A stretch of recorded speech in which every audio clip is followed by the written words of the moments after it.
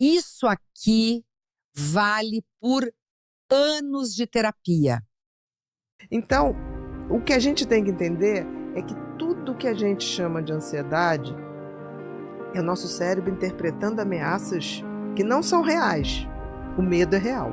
São ameaças hipotéticas. Por exemplo, eu tenho ansiedade todo domingo porque de segunda eu vou voltar ao meu trabalho. A famosa musiquinha do Fantástico. Exatamente. Aí você fala assim, vem cá, teu patrão, ele alguma vez deu na sua cara?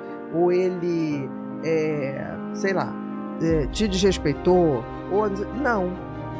Não sei, mas ele pode ser que ele... Ah, não, ele estava olhando diferente. Mas ele pode estar com as coisas dele lá, os problemas dele. Então, a ansiedade é sempre uma sinalização. E existem pessoas que o organismo sinaliza muito mais do que deveria. Então, passa a ser crônico. Então, são pessoas que têm muito medo. Não existe ansiedade sem medo. A ansiedade, quando ela explode, ela não nasceu ali. Ela vem um acúmulo. Um copo que vai enchendo. É um copo que vai enchendo. É Seja desesperador. É muito ruim. Parece que é uma voz na sua cabeça, uma coisa assim. Fala, não quero pensar. E quanto mais. É o lance do não pensa no elefante. No elefante, rosa. Tá na tua sala. Já Exatamente. tá aqui na cabeça. Não pensa. Quanto mais pensa, porque não pensa. Porque você tenta ter mais controle. Olha a coisa o ansioso, ele tem ansiedade porque ele quer controlar. Aí quando você tenta controlar, esquece, não vai. Mas é deixar muito ir. louco isso. Você tenta ter controle, você tenta policiar o seu cérebro e aí fica mais difícil. Quando devia ser mais fácil. Eu sei do problema, eu quero evitar o problema, eu não consigo evitar o problema. Porque você ainda está contra a regra da existência. Eu não controlo. Eu me entrego à vida. Então são pessoas que falam assim, não, mas eu não tenho medo. Quando você tem insegurança do futuro, pode gerar ansiedade. Quando você fica o tempo todo ansioso, é aquela pessoa assim, não, eu vou, mas se furar o pneu. Mas se, é o se. É o que vem de seguro pra caramba, né? A ansiedade. Então, a ansiedade crônica é quando isso começa a tomar a tua vida e você já nem lembra mais o que é estar sem essa sensação o tempo todo de apreensão, do que vai acontecer alguma coisa. E é muito ruim, porque você vai limitando a tua vida. Um ansioso crônico, ele deixa de fazer uma opção de coisas, porque ele fala, não, isso vai piorar, isso não vai ser bom. A coisa mais importante para tratar a ansiedade, primeiro você entender que a ansiedade é uma sinalização do cérebro. Chega um ponto que quebra. Mas porque a ansiedade é um circuito de alerta, de perigo. Se você vive o tempo todo com esse circuito ativado, ele vai te adoecer.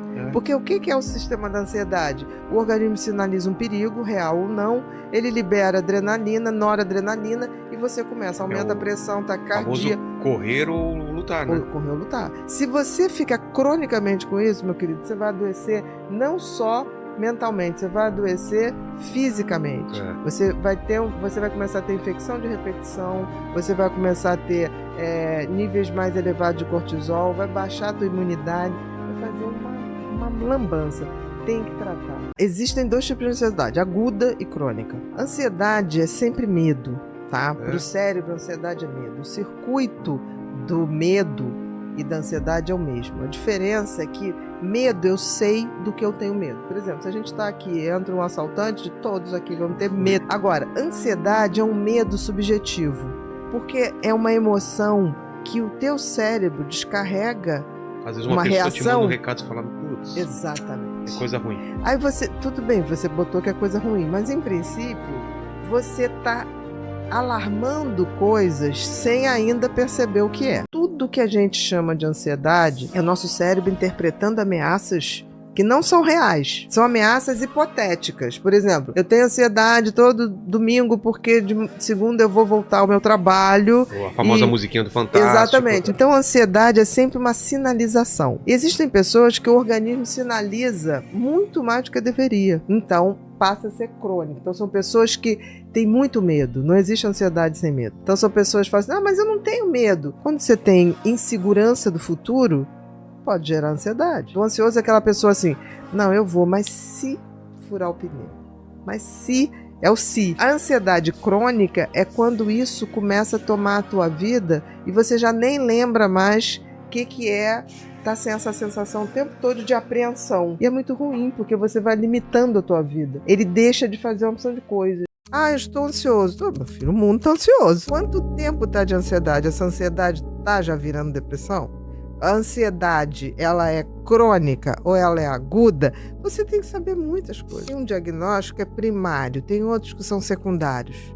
A gente tem que ir no primário, para depois a gente saber qual é a estratégia terapêutica. Porque a ansiedade está presente em quase todos os quadros de comportamento. Nos últimos anos que eu atendi, eu vi uma coisa acontecer maravilhosa, das pessoas chegarem com listas, e era totalmente diferente. Quando o cara botava lá a dúvida e você explicava e desenhava, e ele fala, entendi, porque não pode ser isso. A gente tem que perder tempo em explicar, porque senão o paciente não adere. Medo e ansiedade é a mesma coisa para o cérebro. A diferença é que o medo eu sei te dizer o que me amedronta. Por exemplo, temporal. A ansiedade é um medo subjetivo. Eu tenho medo do meu chefe. Mas aí você fala, mas o seu chefe alguma vez lhe fez alguma coisa?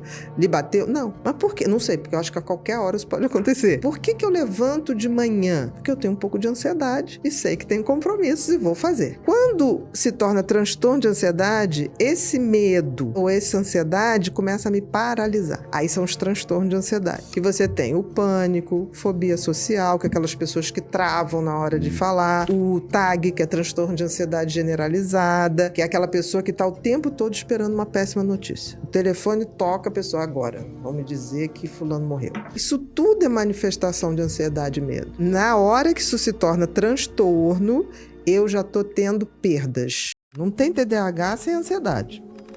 A questão é como ele vai aprender a lidar com isso. Um cérebro que pensa mais, uma velocidade maior. O que é ansiedade? Ansiedade é eu estar o tempo todo vivendo o futuro. O ansioso é aquele, porra, mas e se chover? E se acontecer isso? E se não sei o que lá? Se eu tenho um cérebro veloz, isso me dá uma sensação de que eu estou sempre projetando o futuro, a ansiedade tá um combo. A depressão não é tão comum no TDAH. O TDAH, muitas vezes, ele tem exaustão. Depressão, eu não quero mais viver, nada me faz sentido. TDAH é tipo assim, eu quero viver, mas tô exausto, não tá dando pra mim. Mas assim que eu me recuperar, eu volto pro jogo.